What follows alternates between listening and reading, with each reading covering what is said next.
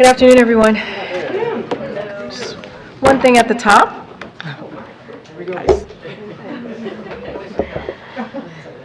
Does it sound like the voice of God? I don't know about that. I don't think people would say that. Okay, we'll try this again. Good afternoon, everybody. Good afternoon. Today we learned that last year, 19 states achieved their lowest average unemployment rate on record. 23 states set new record low unemployment rate last year, and 32 states had an unemployment rate below 4% for the entire year. We created a total of 2.7 million jobs last year for a historic 14.3 million jobs created under President Biden. All while wages are rising and inflation is falling.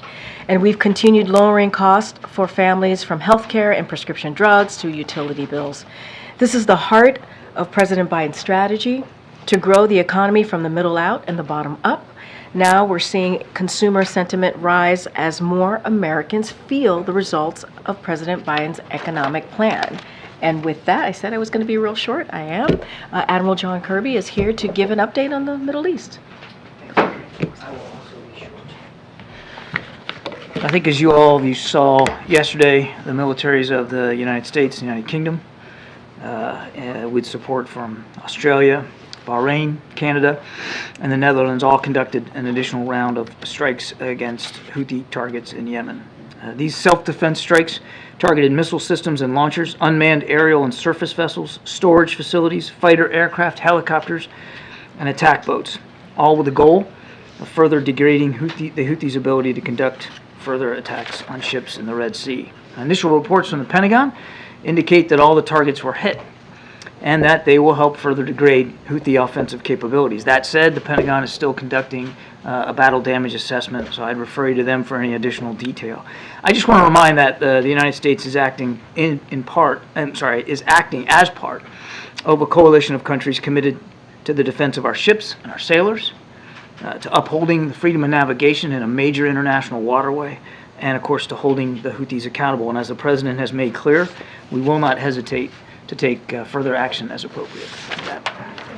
Thanks, John. On the strikes yesterday, can you walk us through a little bit of when the President approved those strikes? Was there a new convening of his national security team before that operation, or was that sort of the green lit a couple weeks ago when these strikes? No, these additional strikes yesterday required additional conversations and discussions across the national security team, and the President made the decision to authorize this particular round of strikes very recently. And with that national security team, did that include Secretary Austin? When was the last time the President spoke with the Secretary? Those discussions did include Secretary Austin. I don't have the exact time on the calendar when those discussions happened, but he was involved and engaged in all those discussions, yeah. And then on a different topic, there's a report that the Israelis have presented a new ceasefire, a temporary ceasefire for a hostage deal, about a 2-month pause to release all the hostages and the buys of their civilians and soldiers. Can you confirm that? Is the U.S. engaged, as Brett's in the region right now, is he trying to actively sort of drum up support for that framework of a deal? Yeah, I'm not able to confirm those specific reports that you're talking about in the press. Brett is in the region. He was in Cairo today, as a matter of fact, and he'll have other stops along the way. Certainly one of the things he's in the region talking about is the potential for another hostage deal, which would require a humanitarian pause of some length to get that done, and that's definitely on the agenda. He'll also be talking about a range of other issues, including humanitarian assistance, including getting assessment of Israeli Defense Force operations and protection of civilian life. I mean, there's a lot on his agenda, but I can't confirm these reports that those are the parameters of a deal that's being discussed. The last thing I'll leave you with is that, as I've said before, the discussions are sober and serious. Again, I don't want to get ahead of where we are or give you, I can't give you odds on if and when we'll be able to get there, but the conversations are very sober and serious about trying to get another hostage deal in place. Could you characterize, just where the holdup is? And this seems to be a far more significant offer on the part of the Israelis than we've seen from them in public messaging. Is Hamas the real holdup here? I don't know that. It's time now to be talking about holdups. I mean, these are these are ongoing discussions. I wouldn't even classify them as negotiations quite at this point, but ongoing discussions with counterparts about what's in the realm of the possible here to get these hostages out, and how long would that last, the pause itself, and what would that mean for humanitarian aid. There's a lot of components here, and so I wouldn't describe it as us running up against some kind of obstacle here, or a stop, or a hard spot. We're just having these active conversations, and hopefully they'll bear fruit.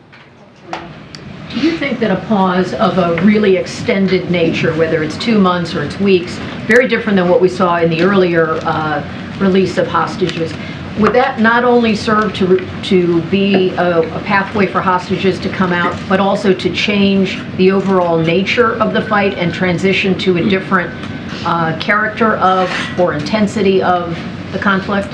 You know, Kelly, it's possible. But I really think we've got to be careful about getting ahead of where we are in the process. The focus would rightly be on getting the hostages out, more than 100 that we know Hamas or their affiliates are still holding, and of course increasing the humanitarian assistance. It would depend on how long, right?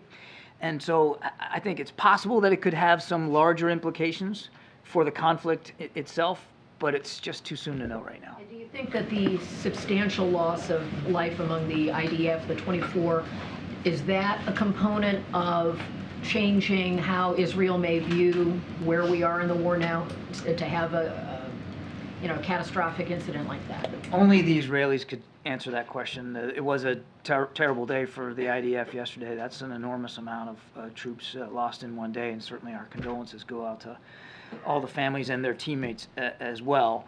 But as for what impact yesterday's actions might have on this, I think that's something we would refer to them to speak to. Thanks, Karine. John, you've said multiple times that the U.S. doesn't support a general ceasefire right now.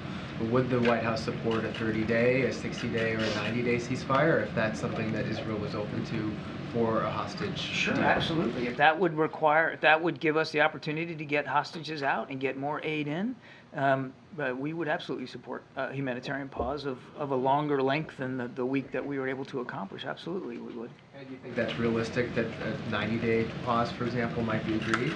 Again, I don't want to get ahead of where we are in the discussions, Jeff.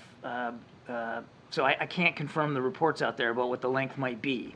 But we are in serious discussions about trying to get another pause in place. And just lastly, on Brett's trip, can you give us a sense of who else he plans to meet with and what his message is during this visit?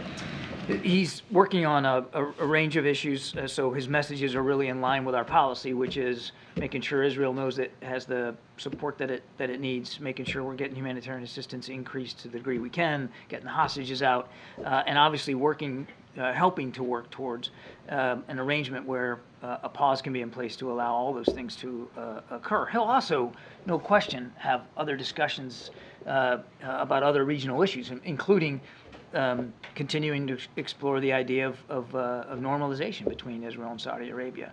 I don't have a readout of all his discussions that he's had. He's only just gotten in the region, I think, yesterday. So we'll see if we can get you a little bit more granularity on where he's going next and who he's going to be talking to. Thanks, Karine. There were Russian strikes on residential neighborhoods in Kyiv and Kharkiv. What does this say about Russia's strategy right now? It's very much, I think, of a piece of what the Russians have been trying to do since the winter months have set in, which is to further victimize the Ukrainian population, to try to break their will and their back. And the attacks on civilian infrastructure, residential homes, and areas is again not something that Putin has shied away from in the past. We don't see a lot of movement on the battlefront. From east to south. There's neither side's really making a lot of progress, and we're not seeing any major push by the Russians to some sort of ground offensive, and I'm not ruling out that they might not try to pursue that when the ground gets a little harder. But what they are doing are trying to overwhelm Ukrainian air defense systems, and those air defense systems have been pretty effective at knocking a lot of this stuff out of the sky. Things get through, obviously. They don't have everything. But that's why it's so critical that we get this supplemental funding. Because as I said earlier, the Ukrainians are making some tough decisions on the battlefield about what they're going to shoot and what they're going to save for another day. And the Russians know that. So part of this is trying to break the back of the Ukrainian people, but also trying to force the Ukrainians to continue to use munitions in defense of themselves. Is the U.S. seeing evidence that Russia is increasingly targeting Ukrainian arms production sites? And if so, what does that mean? Yeah, actually, I'm glad you asked that question. They have, in fact, we have seen them start to go after more of Ukraine's defense industrial base. Again, all of a piece of wearing down the Ukrainians' ability to defend themselves over time, which again, it just underscores how important it is that we get this supplemental funding for Ukraine. Secretary Austin, I think, as you know, hosted yet another contact group today. We got 50 some odd nations involved in here trying to contribute stuff to Ukraine, and they're all looking to us for leadership. They all want to know where we're going to be here, in a couple months. Thanks, John.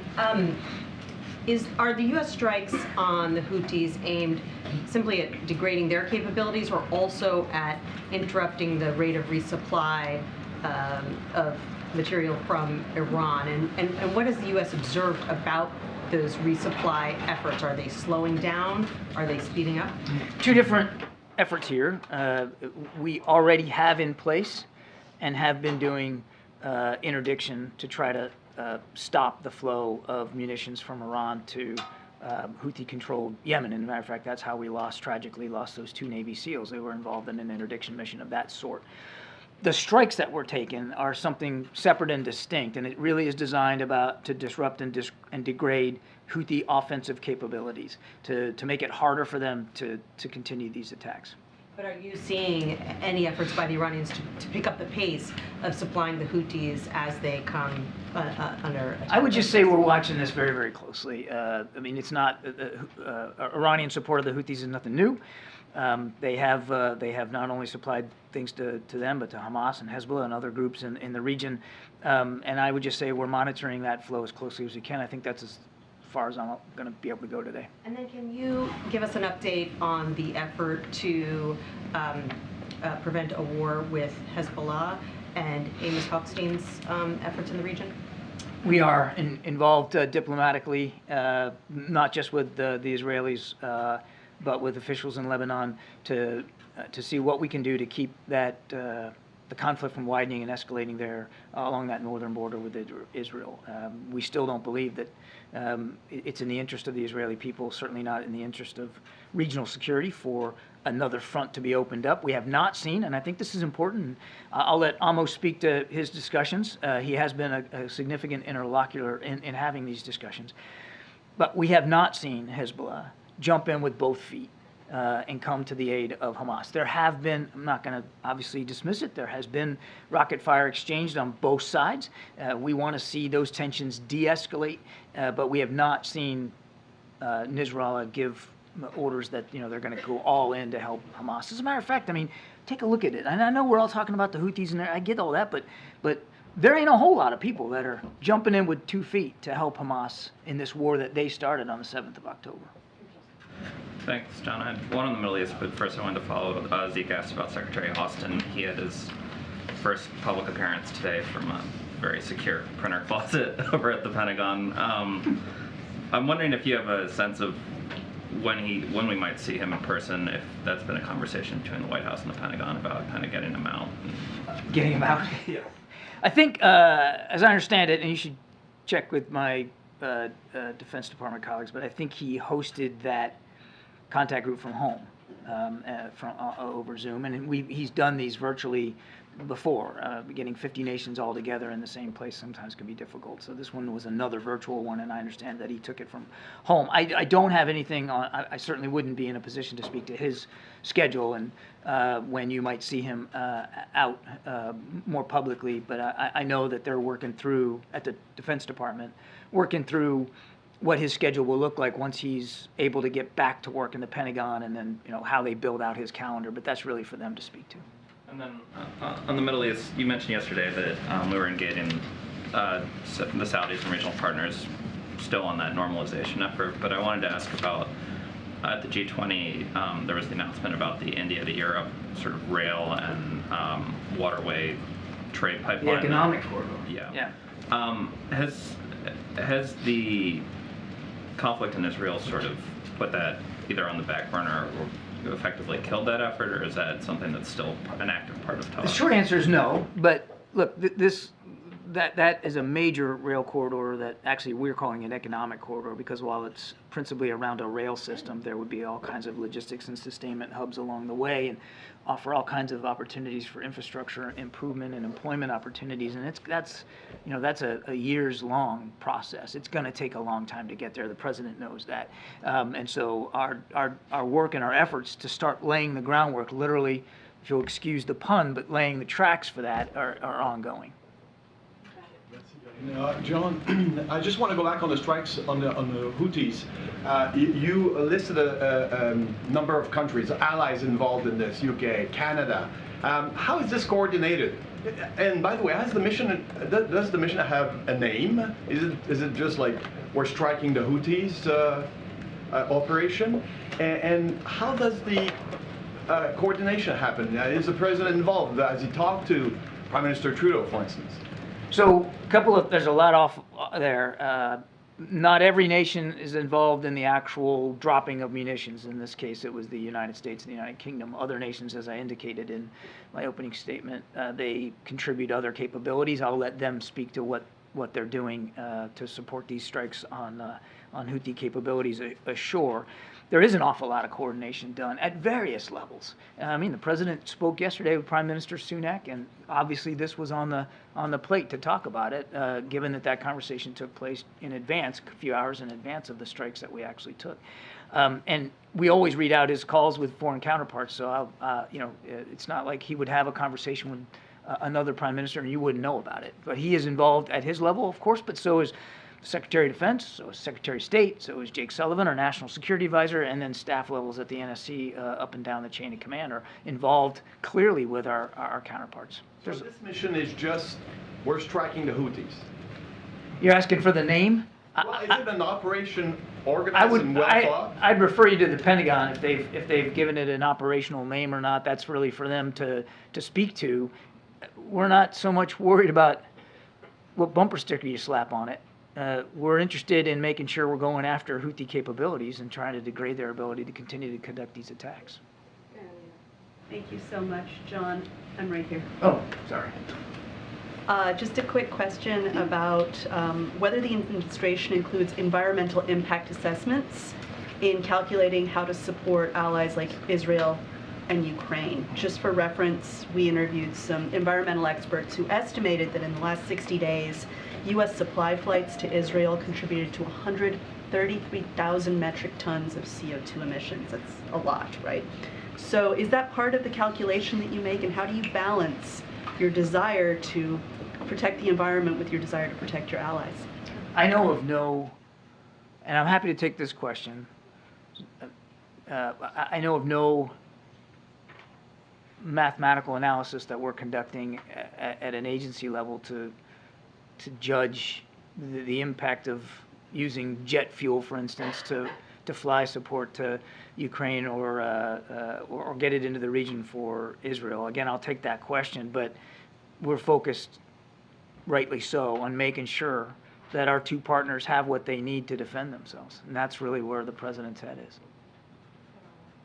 Thank you. One of my colleagues has reported that Israel has proposed that Hamas senior leadership could leave Gaza as part of a broader ceasefire agreement. Is this something that the U.S. believes is a viable proposal? We don't want to see Hamas in charge of Gaza anymore. They chose to violate the ceasefire that was in place, and we certainly agree with our Israeli counterparts that whatever the future of post-conflict Gaza looks like, it can't include Hamas leaders. Now, how that's actualized, I think I'd refer to the Israeli Defense Forces to speak to, and I understand where the question's going. I'm just not going to get ahead of discussions that we're having in the region about post-conflict Gaza and what that can look like and what a hostage deal, what the parameters of that would look like. The last thing I'll say on this is we have been very consistent that whatever governance looks like in Gaza after this is over, it's got to be representative of the aspirations of the Palestinian people, who are not represented by Hamas and who do not, the majority don't support what Hamas has put them through in visiting this kind of violence inside the Strip. So whatever it looks like, it's got to be representative of their aspirations. And we believe that a good place to start to get to that outcome is a revitalized Palestinian Authority. And Senate Republican Whip John Thune told reporters today that he thinks that the Ukraine aid that the president proposed may need to be scaled back a bit, specifically when it comes to non-lethal assistance. Is this something that the White House would be open to, scaling back any portions of it? I won't negotiate in public here. The president's supplemental request that we put forward way back in October was thoughtful. It was carefully done and crafted. It was done in consultation with our Ukrainian partners about what they believed they were going to need in the early months of this year. And it came up to, I think, more than 60 million or something like that.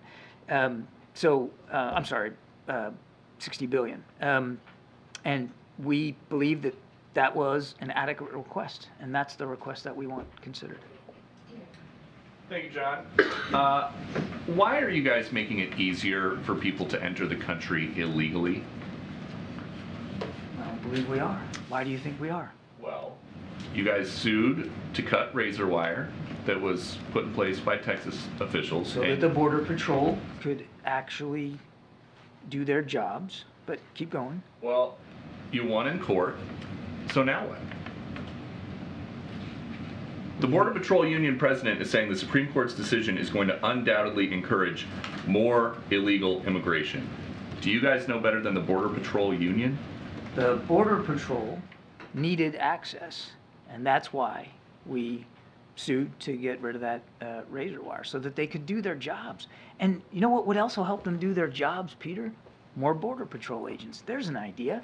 And if you go back to the supplemental request that we put in, there's money in there for some 1,300 additional Border Patrol agents. We want to help them do their jobs. We want to give them more resources. And the answer we keep getting back from House Republicans is no, no, no. Does razor wire work?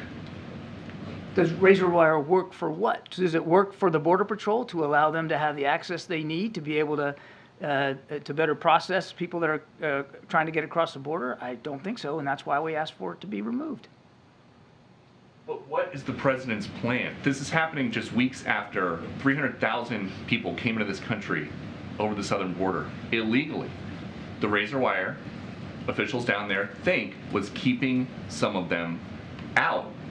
And you guys just sued and won to remove it. On behalf of the Border Patrol, who needed to have better access to it. Look, let me go back to your other question, and I know I'm running short on time, so I won't filibuster here. But what's the plan? Please look at the stuff we've put forward. The immigration reform legislation that the president put forward on day one. The work we're doing in the region. Just last week we had Mexican officials here to talk about how together we have and will continue to try to stem the flow of migrants. You mentioned the numbers.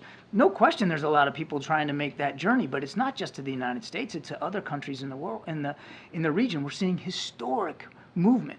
Not since World War II have we seen this many people on the move in this hemisphere. And the Mexicans are really stepping up and trying to do more on their southern border to keep that flow going north lower. And we have seen in recent weeks some success at that. The idea that we don't have a plan or a strategy or we're not taking this seriously is just not borne out by the facts. And, again, if the folks on the House Republican side are serious about border security, and they claim they are, then they should act on the supplemental request and, let's negotiate this in good faith. The president has said he's willing to make compromises. He's willing to negotiate in good faith. So let's have that discussion. Thank you. Israel has said that it is going to build a buffer zone and appears to already be demolishing structures inside Gaza along its borders, despite the U.S. position that Gaza's territory should not be reduced.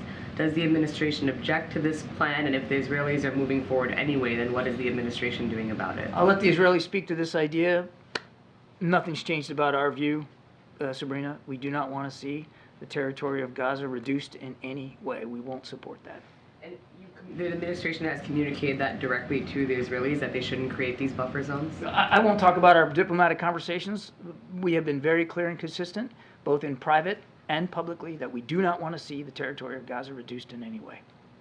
Thank you, John. Could you please confirm? Could you please confirm if Russia has used more North Korean missiles in Ukraine after your yes.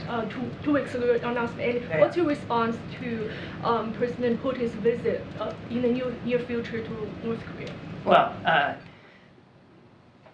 what's concerning to us is this increasing relationship, this deepening relationship between North Korea and Russia, because obviously Mr. Putin stands to benefit from it, as he not only gets ballistic missiles and using them for use in Ukraine, but also artillery shells. And he's using them to a fairly well as well. So we're watching this very, very closely, as we are North Korea's own pursuit of advanced military capabilities. And what concerns us is not just Mr. Putin's ability to benefit from this relationship, but Kim Jong-un's ability to benefit from this relationship and what that means for peace and security in the region. Thanks. Staying on North Korea, there's been a number of reports recently about that there have been signs that Kim Jong-un is preparing for some kind of attack or even preparing for war. Have you seen any indication of a change in posture from North Korea? Is there any concerns that you have about that?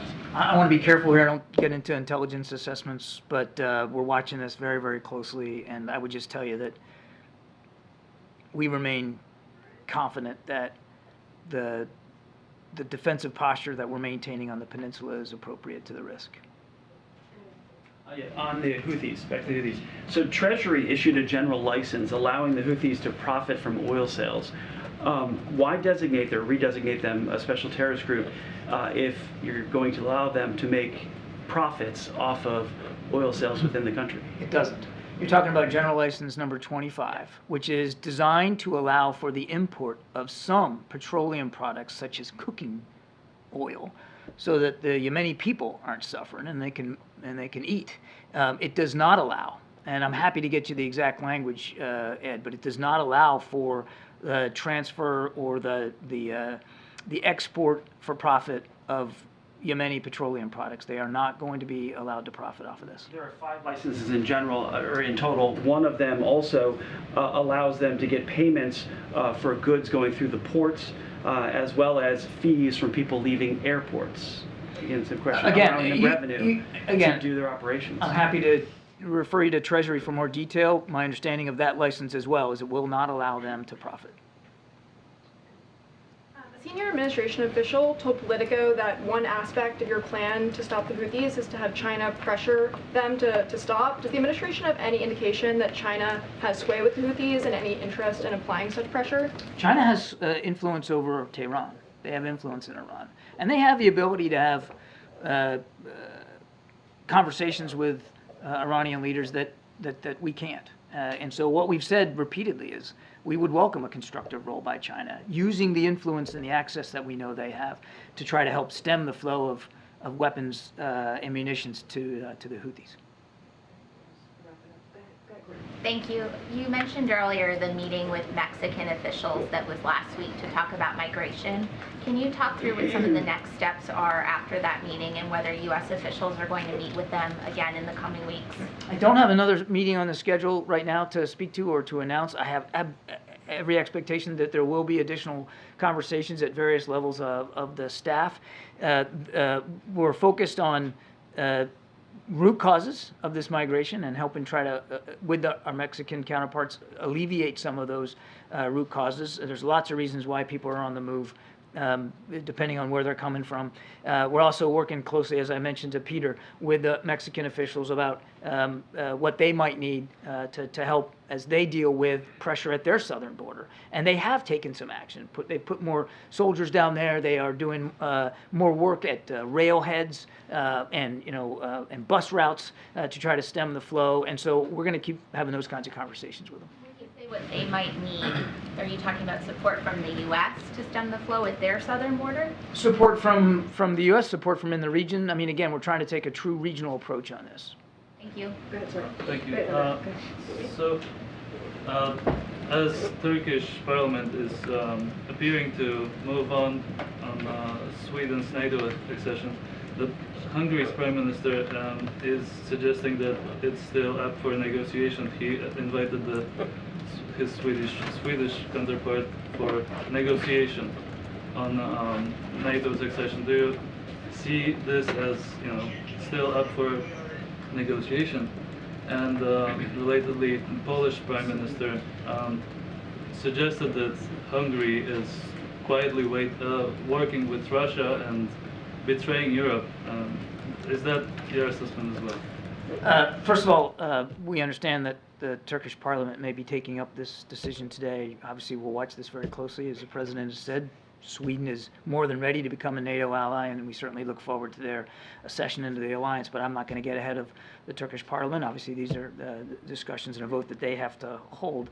I can't speak for what the Hungarian government is doing or about to do. They have indicated in the past that they certainly won't be the holdup here, that they won't be the last to accede. They're also, I'm sure, watching what's going on in Turkey very closely as well. But look, it's time for Sweden to become a NATO ally. They have a modern, advanced military, one that we're very comfortable with, and they'll add real, significant military capabilities to the alliance. Thank you. John, two questions on two unrelated subjects. The first, a federal court in California this week is scheduled to hear arguments in a lawsuit from civil and human rights advocates that is seeking a court order to prevent the U.S. from providing any more aid to Israel. Aside from what the Justice Department has argued in court papers, does the White House have any reaction to the lawsuit? We won't speak to an individual lawsuit. That wouldn't be prudent. I will just tell you that nothing's changed about the president's strong view that we've got to continue to make sure Israel has what it needs to defend itself. And then second question, if the state government of Texas, specifically the governor, is using National Guard personnel to impede the law enforcement efforts of federal authorities, why is the president hesitant to simply federalize the Texas Guard and order them to cease and desist rather than going to the courts and having to wait for the court process to play itself out? I don't have any pending decision by the president as commander-in-chief to federalize the Texas National Guard. I mean, obviously as commander-in-chief he has that option, but I'm not going to get ahead of any decision space that the president might be in. Believe that it's a proper function of the Guard under state authority to be used to frustrate federal authority? They have a chain of command under the governor, and we respect that chain of command. We can disagree on the use of the National Guard and other even state assets for the way the Governor Abbott is treating that border. We certainly disagree from a policy perspective, but legally he is by authority the state commander-in-chief of the National Guard. It doesn't mean we have to agree with every which way they're used, and I won't get ahead of the president's decision space again one way or the other. Thank you. Thank you so much. Thank you. Thanks, Admiral. All right, Zeke, want to reset us? Yes, thanks, Karine. Has the president been briefed on that shooting in Joliet, Illinois, and the subsequent manhunt there? Yeah, so thank you for that question. And so we are tracking certainly the connected fatal shootings that took place in Joliet, Illinois, just outside of Chicago. Our thoughts are with the families of the victims of the senseless act of violence. Federal officials are supporting the local law enforcement investigation, and we will know more as they complete their work.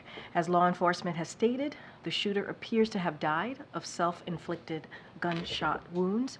This recent tragedy underscores the needs for Congress to act and to take action to end this epidemic of gun violence that we're seeing across the country. Our administration is taking aggressive steps to keep guns off our streets and out of those who mean to do harm by cracking down on gun trafficking, stolen firearms, and enhancing background checks to stop sales to those in crisis, and all thanks to key provisions of the President's bipartisan Safer Communities Act that we were able to do about almost 2 years ago now.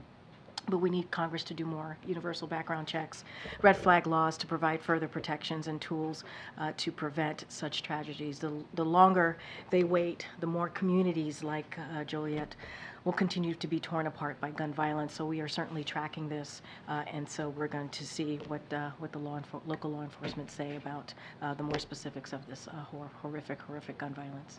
Thanks. On a different topic, it's election day, primary election day in New Hampshire.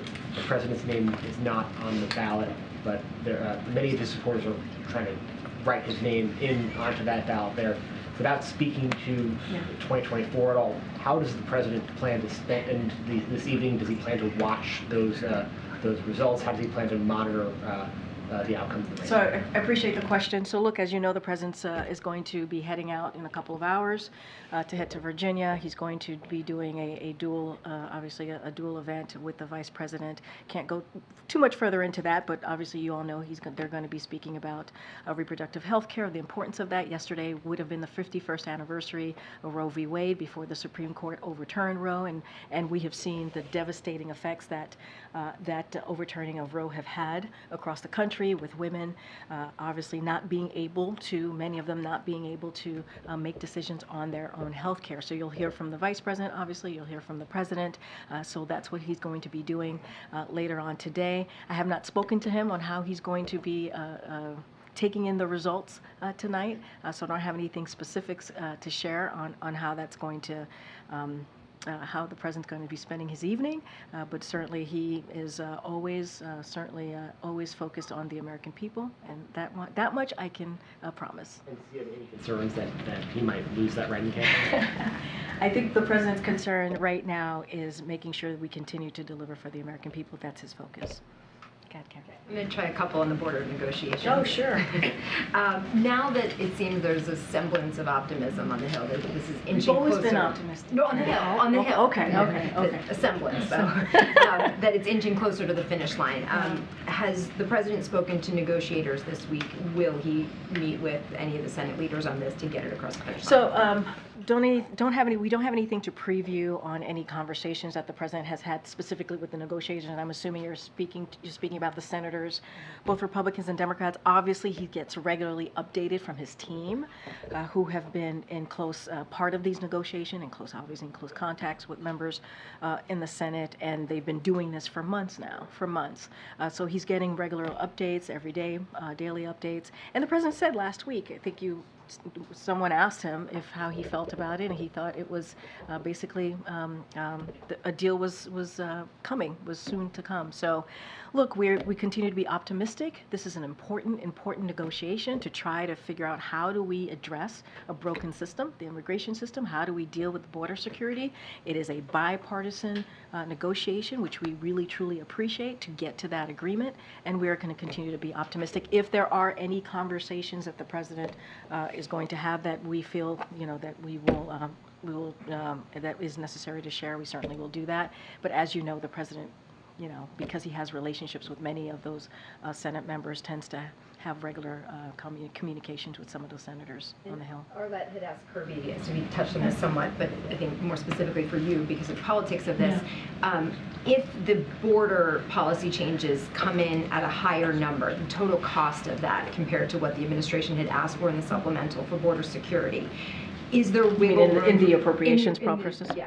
Is there wiggle room from the administration on the number that is put for the Ukraine funding? Would that come down from the administration side to keep this still in that ballpark range of $106 billion? So I want to be really mindful and really careful here. I'm not going to say what we would accept or not accept. What I will say is that national security supplemental that the president put forth back in the fall is incredibly important. We want Congress to move forward with it. We want Congress to act on this supplemental. It is an emergency request. That's why presidents usually put forward supplementals. And it's about our national security, not just abroad, but obviously here in the U.S. And it includes Ukraine, Israel, Taiwan. It also includes, obviously, the border security. So there are different parts and pieces to this that are very important. And it was a thoughtful process. I'm not going to get into the appropriations part of it. I'm not going to get into anything else beyond letting the negotiators as they are focused on border security, to allow them to do their negotiations. Again, the negotiations that they're talking about is obviously policy and funding as well. What are we going to do to give the resources that are needed to deal with what's going on at the border? I'm just going to keep it to there. Go ahead, Nancy. Thanks, Karine. On the razor wire case, now that the Supreme Court has decided in favor of the administration, what is the plan? How quickly does the administration intend to remove remove all the razor wire that has been set up? So I don't have the specifics on what the border security is going to do and how they're going to do it. Look, we are certainly glad that the Supreme Court made the decision to vacate the injunction that prevented border security to actually do their jobs, to do humanitarian work, to actually enforce laws, and it got in the way. And what was put forward, that what Texas was doing, the governor was doing, was actually ineffective. And that's something that we have to remember. It was ineffective. And so now it's going to allow border security to do their jobs. It's going to allow border security to actually act if there is an issue or a dangerous situation happening and they need to act and save lives. It's going to allow them to do that and actually do their jobs and enact law. Look, the bottom line here is that we need changes in policy, we need funding, and that's what the conversations are happening in the Senate, and so that's incredibly important. We do not need political stunts. We do not need political stunts that we're seeing that we're seeing from the Texas governor. But look, we're glad that it happened, and now Border Patrol will be able to do their jobs. My colleague who is down at the border has new video of the Texas National Guard setting up razor wire right now, today, even in the wake of this decision. How does the administration plan to deal with that without getting into some kind of direct conflict with the Texas National Guard? So what was decided on was the ability for the Border Patrol agents to cut through the wire, right? The kind of the initial reason, as the wire is being being laid out there, that still has to go to the Fifth Circuit, right? They still have to go through that process. Maybe it goes to the Supreme Court. I'm going to be careful and not talk about that legal process. But what we know that we are able to do, that the Border Patrol is able to do, is cut through the border wire so they can actually do their jobs. There's a whole nother process that has to go through the legal system, so we're going to let DOJ and others continue that process. But now, Border Patrol has the ability to do their jobs because now they can cut through the wire. Karine. You started the briefing talking about some of these positive economic indicators and how the mood of consumers is changing as you're seeing some of these positive signs of the economy, but so far it really hasn't changed in their perception of how President Biden has contributed to this and helped them. Are there discussions about different ways that you can try to communicate this message, given the fact that so far it just hasn't sunk in with the American psyche that Biden should be getting credit, in your belief? I mean, look, we're going to just continue to have the conversation. We're going to continue to have the president speak directly to the American people. You saw him do that in many different ways in the past 2 weeks, where he's been able to address Americans at their home, right? Where he's been able to go to a business and talk to folks at a business. And so, look, we're going to try. Obviously, we're always trying to find ways to communicate with folks on the ground, and we understand. Look, polls don't vote; people vote. That's really important to remember as well. But I think the data still matters. The fact that consumer sentiment is high in a way that we hadn't seen it in some time, right? The numbers show that, and the fact that the economy is indeed stronger than it was since the president walked in to this administration. He's been able to create more than 14 million jobs. All of that matters. We're going to do our job. We're going to continue to have those conversations with the American people, and you'll see that. And you'll see continue. The president's been doing that for the last 3 years, and he's not going to stop. And we're going to make sure that the American people hear directly from him as often as we can. And is the president frustrated that Americans are feeling better about the economy, but they're not feeling better about his role? I think what the president is proud to see is that the data is showing that consumer confidence is up, is that we're able to see gas prices under $3 in more than in 27 states. That's important. That's what the president is happy to see. The president is happy to see that we've created more than 14 million jobs. That's what we're going to continue to work on, an economy that makes sure that we build it from the bottom up, middle out. And let's not forget, we're going to continue to lower costs for the American people. And so as long as we do that, as long as we do our job, the president does his job, then that's what matters. Thank you so much. So you said at the beginning of the briefing that 19 states have experienced the lowest unemployment rate on record. What do they have in common? Are they geographically clustered in one area, and to what do you attribute this? Oh, that's a good question. I don't have specifically which 19 states. Certainly, we can get that number. It's in the, obviously, it's in the data, so it's in the state unemployment data, so you can actually pull it directly from there. I think we attribute that to the president's plans and policies and what he's been able to do for the past 3 years, right? Whether it's legislation, historic piece of legislation, whether it's the bipartisan infrastructure act, or whether it is the CHIPS and Science Act. I mean, there are multiple, we believe multiple reasons, multiple policy changes that the president has been able to do to get the economy going. And we see that in the data. And so we believe that what the president has done is working. Now we have more work to do in lowering costs, and we'll continue to do that. But certainly, this is the president and this administration's work at hand, along with some of the work that we've been able to do with Congress. Thanks, Karine. The president, you alluded to, speaking about abortion at the event tonight in Virginia. He has often said he would like Congress to codify Roe.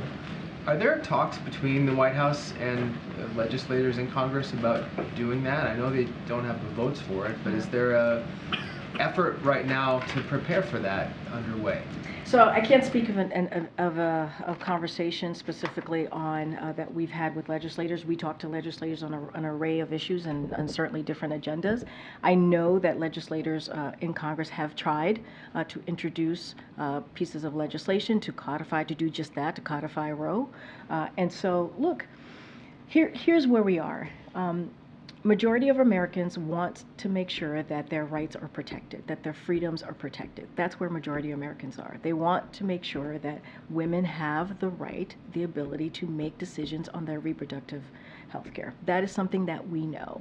And Republicans do not stand with majority of Americans. You have about, I believe, 3 national bans that were introduced by congressional Republicans.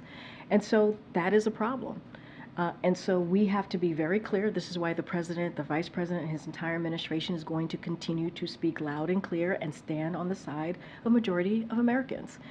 And so until we have Republicans that are willing to stand with majority of Americans on this and do something and make sure that our freedoms and rights, women's freedoms and rights, are protected, then we're not going to be able to make this happen. But it doesn't mean that the president's not going to continue to call on that. And so that's what we want to see. In order to truly deal with this issue, we have to see legislation in Congress, and that is just the facts. And is that the message that he wants to get across tonight? And apropos tonight, is there a reason that this rally or this event was scheduled on the same day as the New Hampshire primary? Where I would refer you to the scheduling of this political rally to the campaign, so I'm not going to speak to that, and I'm not going to get ahead of what the president's going to say. You'll hear from him directly tonight. But look, you heard from the president yesterday during his task force, his 4th task force on this particular issue, reproductive health care. Yesterday he spoke to the importance of making sure that we stand with majority of Americans. You saw the vice president in Wisconsin speaking to the issue. We were very clear on where this administration stands. We stand with majority of Americans on this. Maybe the 6th row? Go ahead. Go ahead. The 5th row yet. I'm just saying. Go ahead.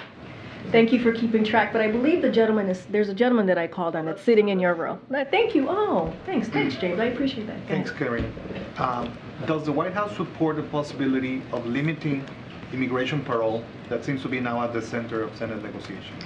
I'm not going to speak to the specifics of the negotiation process, what's being discussed, the policy discussions, or even the funding component of the discussions. Just not going to do that from here. Can't negotiate from the podium because we want to make sure that they have, negotiators have the freedom to have a good faith conversation. I'm just not going to inject myself from here. Another topic, Venezuelan President Maduro is accusing the U.S.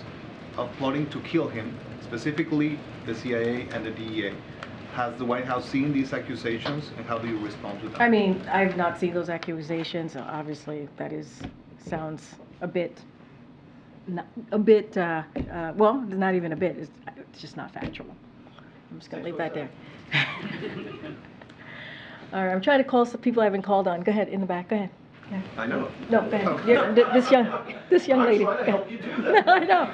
Thanks for the help, but I got it. Go ahead. Thank you. So, no. Sorry, me? Yeah. Same with Karine. We're sort of seeing a lot of House Republicans push back on the Supreme Court ruling, sort of encouraging the Texas governor to ignore it. People like Can you start from the beginning? I missed the beginning of your question. That's okay. So we're seeing sort of House Republicans encourage Texas to ignore the Supreme Court ruling. Representative Clay Higgins also sort of said it's a civil war. Is that rhetoric helpful to solve the situation at the border? None of it is helpful. That rhetoric is not helpful. The political stunts are not helpful. They're just not. They're not dealing with the issue that we're seeing at the border. What we have asked and what we have said, let's work in a bipartisan way. That's why we are very grateful to what the senators are doing right now in negotiating in a bipartisan way in good faith to come up with a solution on a system that has been broken for decades, an immigration system that has been broken for decades. And so you have Republicans coming together, Democrats coming together in the Senate to actually figure out what are the policy changes that we can, meaningful policy changes that could be put forth, what's the funding stream that is needed to deal with the border, and that's what we want to see, and that's what we appreciate. All of the political stunts that some of them put Border Patrol agents' lives in danger. It puts migrants' lives in danger. That's not helpful. That is not helpful at all. Okay, Courtney. Thank you. Will President Biden renominate Todd Edelman for a seat on the U.S. District Court for the District of Columbia? There was reporting that that's not going to happen. So I'm not going to get ahead of the president's nomination process, so just don't have anything to preview. I'm just not going to get ahead of the process at this time. Good, sir. So, knowing that there's bipartisan negotiations happening in the Senate right now when it comes to the supplemental, obviously House Republicans are not involved. We do know Speaker Johnson was obviously here at the White House meeting with President Biden. Is the White House or President Biden, any administration officials, speaking directly with House Republicans about this, knowing that they're basically saying that it's dead on arrival, whatever comes out of the Senate? Well, look, the president spoke to this last week a little bit too. He said, he called out, he said to House Republicans, do you really want to actually fix this problem? Do you really actually want to do the work that's needed to deal with the issue that we're seeing at the border? Do you really want to fix this immigration system? I'm adding on to what the president said, but that's a question for House Republicans. I think we have proven, Republicans in the Senate and Democrats in the Senate have proven that we actually want to work on this issue, on this broken system. And so, look, if they are real about this, if they want to fix this problem, then they would get involved. They would get involved, but they haven't, right? You heard me say back at the end of last year, they left in the middle of December while negotiations were happening with Republicans in the Senate and the Democrats in the Senate. So, this is a real problem. This is an issue that Americans care about, and they want to see it done in a bipartisan way. That's what we're trying to do. That's what we're trying. I don't know why House Republicans continue to get in the way. But outside of the meeting last week, have they been in constant contact at all with House Republicans? Look, don't have any specific communication or conversations to read out. Obviously, it came up in the meeting that the president had last week with leadership, and that it was obviously about Ukraine and the importance of America supporting Ukraine in their fight for freedom. But obviously as well, border security came up, and there was an agreement. There was an agreement with folks in the room that we needed to deal with both issues. Both issues were really important. And so that's what I will leave you with. But House Republicans could speak for themselves, and we are saying to them, why are they getting in the way? Why don't they come to the table and actually have these negotiations with us as well? Way in the back, go ahead. Thank you. Immigration is now the top issue for Americans over the economy, over inflation, as according to a new Harvard poll. So is immigration the president's top priority? There are many issues that are top priorities for this president, right? This is a president that has to deal with multiple issues all at once. Obviously, immigration is clearly important. I just went into a back and forth with your colleague here about what's been going on, right? What he's been doing, what Republicans and Democrats in the Senate have been doing, how these negotiations are so important to get to a bipartisan agreement to deal with immigration, this broken system, and the border security. So obviously it's a priority for this president, and he is managing multiple things that are important and key to the American public. Follow up on that, also on the border, Speaker Johnson, he put out a statement talking about this issue. He's saying that the VP wants Congress to, quote, grant mass amnesty and spend taxpayer dollars to process, not stop more illegals. And her solution is to incentivize the lawlessness and the chaos. Can the White House respond to that? I will say to the House Speaker, if you truly care about the border and dealing with the border in a way that actually helps the American people, and if he really cares about a broken immigration system that's been broken for decades, then come have a conversation, a true good faith conversation. Be part of the solution. Be part of the negotiations. Actually do something that's going to make a change for the better. And right now, that's not what we're seeing. He's getting in the way.